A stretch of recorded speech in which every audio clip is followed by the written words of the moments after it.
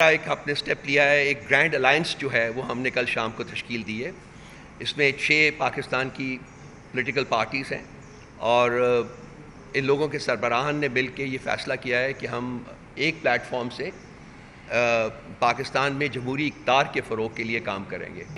ثبوت میں لایا ہے کہ خان صاحب نے میڈیا سے آپ لوگوں سے بات کرتے ہوئے اڈالہ جیل میں انہوں نے کہا ہے کہ جو جج جو ہے میرے کیسز سنتا ہے اور مجھے کنوکٹ کرتا ہے وہ مجھے اپنی ہیلپ لیسنس کے میسیجز بھیجتا ہے. ہمیں پتہ چلنا چاہیے وہ طاقتیں کون سی ہیں جن کے سامنے پاکستان کا سارا سسٹم ہیلپ لیس ہو چکا ہوا ہے. آئین، قانون، موریلٹی سب کچھ دفن کر دیا گیا. ان کو چاہیے کہ شیشے میں اپنی شکل دیکھیں، بڑی بدنما شکل ہے ان لوگوں کی.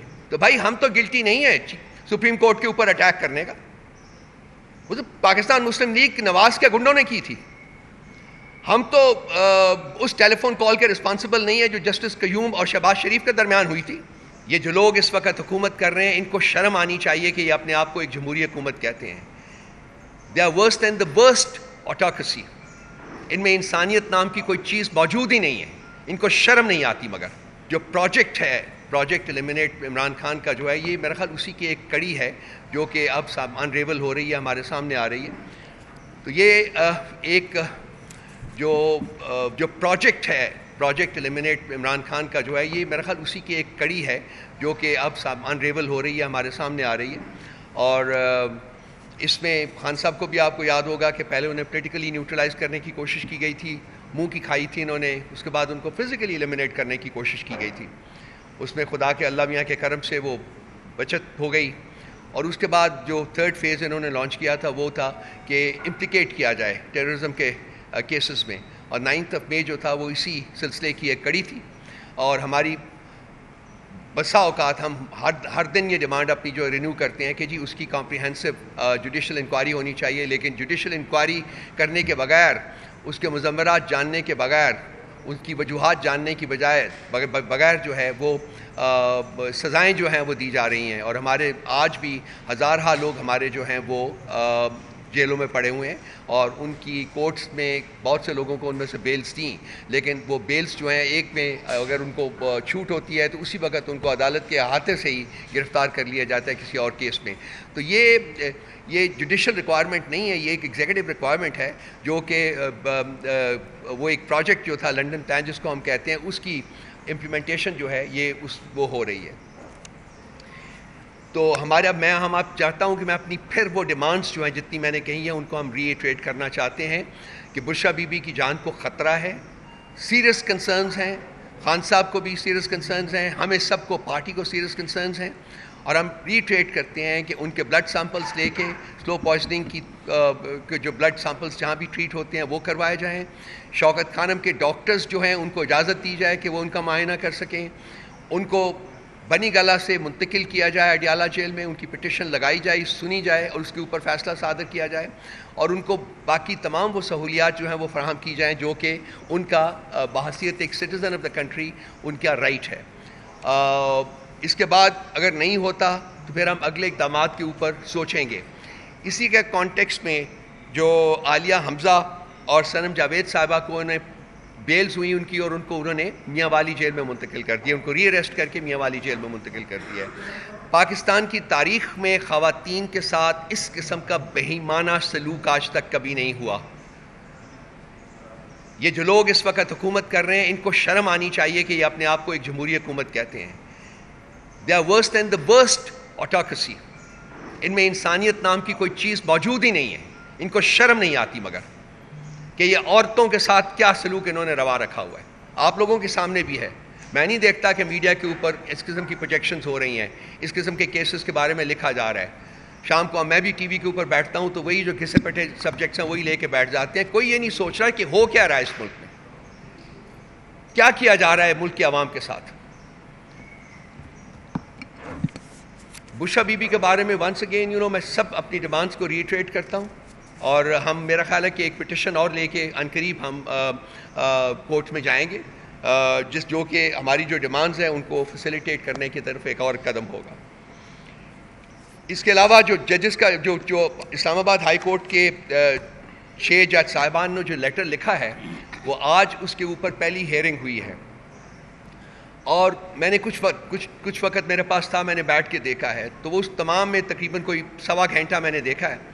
1.25 گھنٹے میں صرف ایک بات کھل کے سامنے آئی ہے کہ چیف جسٹس صاحب صرف اور صرف اپنی جسٹیفیکیشن تلاش کر رہے ہیں، رادر دین کہ کیس کے بارے میں بات کریں، رادر دین ان ججز کے لیٹر کے کانٹینٹ کے بارے میں بات کریں. وہ اپنا جو کیس ہے اپنی جسٹیفیکیشن وہ تلاش کر رہے ہیں. اور وہ جسٹیفیکیشن ان کو کیوں تلاش کرنی پڑ رہی ہے؟ وہ جسٹیفیکیشن اس لیے تلاش کرنی پڑ رہی ہے کہ کیونکہ سپریم کورٹ کے لیول کے اوپر کوشش کی گئی تھی کہ اس معاملے کو بس رگ کے نیچے ڈال کے بھول جائیں. چیف جسٹس کا کیا کام تھا کہ وہ ایگزیکٹو کو ملے؟ ایگزیکٹو جو کہ اس میں امپلیکیٹڈ ہے، لیٹر میں جو چیف اسلام آباد ہائی کورٹ کے ججز کے لیٹر ہیں اس میں ایگزیکٹو امپلیکیٹڈ ہے، نام لیا گیا ایگزیکٹو کا. تو ایگزیکٹو کو کنسلٹ کرنے کا کیا لاجک تھا؟ میرا سوال ہے چیف جسٹس صاحب سے کہ بتائیے کہ ایگزیکٹو کو کنسلٹ کرنے کا کیا لاجک تھا، جبکہ لیٹر جو تھا وہ سپریم جوڈیشل کونسل کو ایڈریس کیا گیا تھا. سپریم جوڈیشل کونسل کا کام تھا کہ وہ اس معاملے کو آگے بڑھاتا. اور چیف جسٹس صاحب نے کوشش کی کہ یہ معاملہ جو ہے ایگزیکٹو کے ہاتھ میں دے دیں. آج وہ یہ تعویلیں تلاش کر رہے تھے کہ کیوں ہمیں پرائم منسٹر صاحب سے بات کرنی پڑی. ہماری اپریزل یہ ہے کہ پرائم منسٹر صاحب سے بات تو کرنی ہی نہیں چاہیے تھی، کیونکہ پرائم منسٹر صاحب سے بات کر کے آپ نے کیس کو آلریڈی کانٹروورشل کر دیا ہے، آپ نے اپنے کانڈکٹ کو کانٹروورشل کر دیا.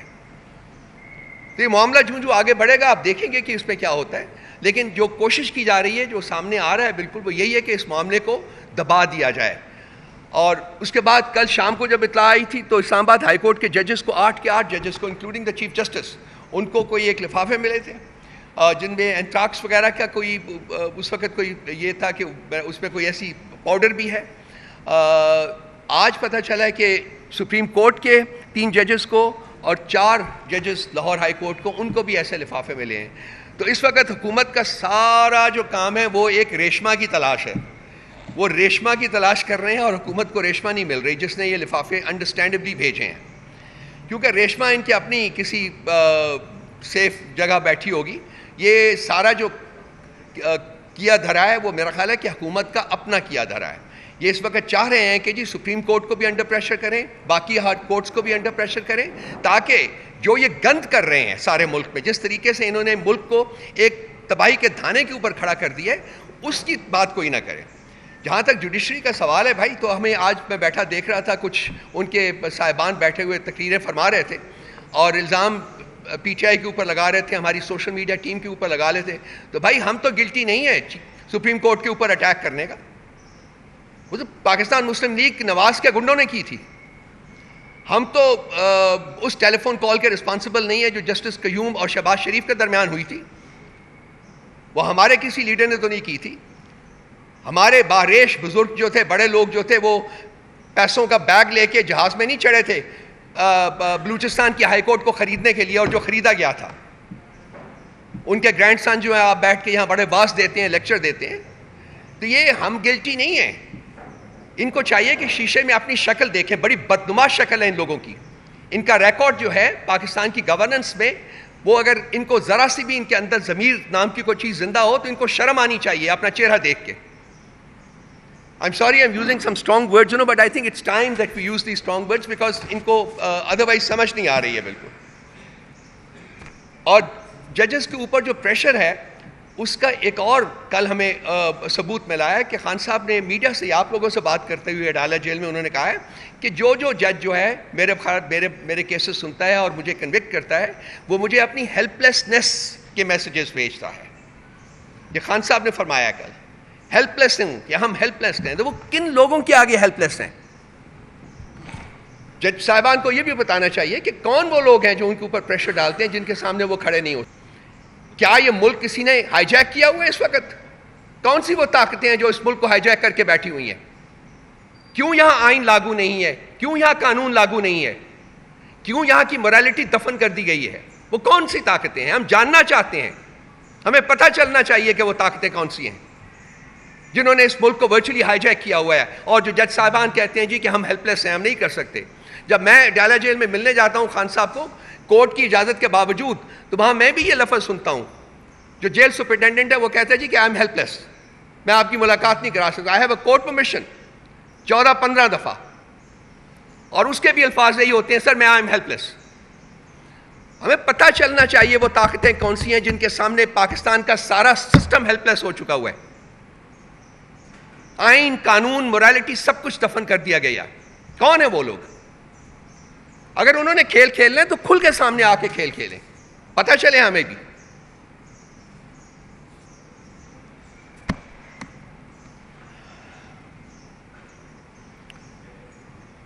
کل ایک اچھا ہمارا ایک اپنے سٹیپ لیا ہے، ایک گرینڈ الائنس جو ہے وہ ہم نے کل شام کو تشکیل دی ہے. اس میں 6 پاکستان کی پولیٹیکل پارٹیز ہیں اور ان لوگوں کے سربراہان نے مل کے یہ فیصلہ کیا ہے کہ ہم ایک پلیٹ فارم سے پاکستان میں جمہوری اقتدار کے فروغ کے لیے کام کریں گے. تو اس پلیٹ فارم سے ہماری جو پولیٹیکل ایکٹیویٹیز ہے وہ عید کے فوراً بعد شروع ہو جائے گی. اور پہلا جلسہ جو ہے ہم نے پشین بلوچستان میں رکھا ہے 12 تاریخ کو، اور اس سے پہلے ہماری میٹنگ وہاں ہوگی جہاں کہ اس کو زیادہ کمپلیٹلی فارملائز کیا جائے گا اور اس کو آگے بڑھایا جائے گا. تو یہ ایک خوش آئند اقدام ہے کیونکہ وہ تمام ایسی طاقتیں جو کہ جمہوریت پروردہ ہیں، جو آئین پروردہ ہیں اور جو موریلٹی پہ بلیو کرتی ہیں کہ پالیٹکس میں بھی یہ لیول آف موریلٹی ہوتی ہے، وہ ایک پلیٹ فارم کے اوپر اکٹھا ہونا شروع ہو گئی ہیں. اس میں ہماری کوشش ہے لیکن اس کے ساتھ ساتھ باقی جماعتوں کے بھی سربراہان کی اور ان کے ورکرز کی بھی بڑی کوشش ہے. خاصا پریشر تھا کہ جی ہمیں ایک پلیٹ فارم بنانا چاہیے.